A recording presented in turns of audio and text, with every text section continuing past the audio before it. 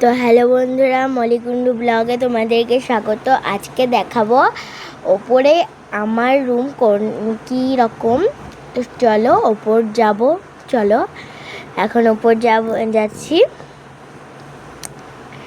তো চলো ওপর চলে এসেছি। এবার আমার ঘরটা তোমাদেরকে দেখায়। আমার ঘর এই যে দরজা এখানে। এবার খুলে ঢুকলাম। তারপরে এখানেই আছে একটা শোকেস। এটা অনেক দিনকে পুরনো, সেই জন্য বাবাকে বলবো এটা পাল্টে দিতে বা নিচে রাখতে। তারপরে এখানে একটা আছে খাট। তারপরে খানিক বসে ঢং ভং করে নিলাম।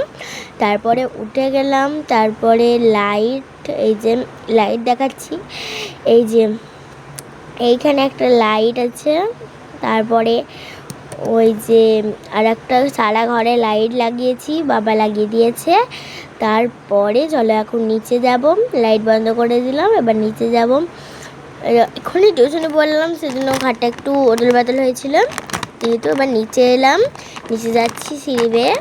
তো এখন নিচে চলে এসেছি। এখন শুধু এবার টাটা বলবো। তো